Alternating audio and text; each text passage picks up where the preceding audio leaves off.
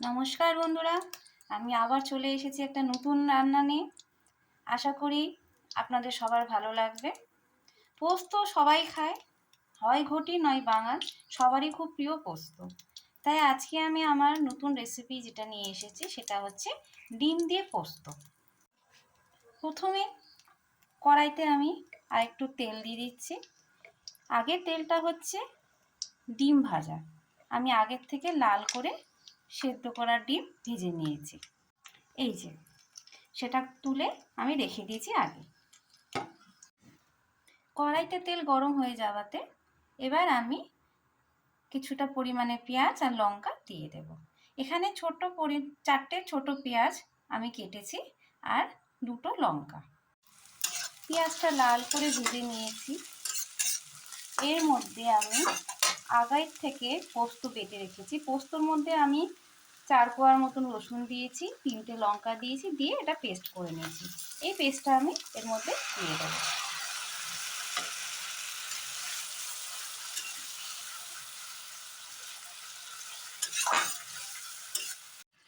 এর মধ্যে স্বাদ মতন আমি নুন দিয়ে দিচ্ছি হলুদ গুঁড়ো, দিচ্ছি লঙ্কার গুঁড়ো, দিয়ে এটাকে আমি ভালো করে কষিয়ে নেব। যতক্ষণ না পোস্তটা থেকে তেল বেরিয়ে আসছে ততক্ষণ আমি এটাকে সুন্দর করে কষিয়ে নেব। আমি এখানে পোস্ততে রসুন ব্যবহার করেছি, আপনারা চাইলে স্কিপও করতে পারেন।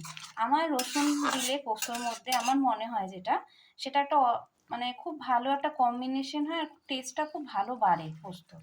তাই আমি পোস্ততে রসুন দিয়েছি। দেখুন পোস্তটা থেকে তেল বেরিয়ে এসেছে। এবার আমি আগের থেকে যে ভেজে রাখা ডিমগুলো ছিল সেগুলো আমি দিয়ে দিচ্ছি।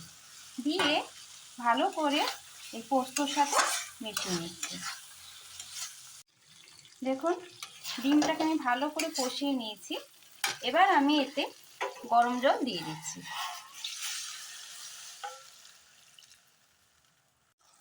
আমার ডিম পোস্ত হয়ে গেছে। আপনাদের যদি ভালো লাগে রেসিপিটা অবশ্যই লাইক করবেন, শেয়ার করবেন, আর বাড়িতে অবশ্যই ট্রাই করে দেখবেন।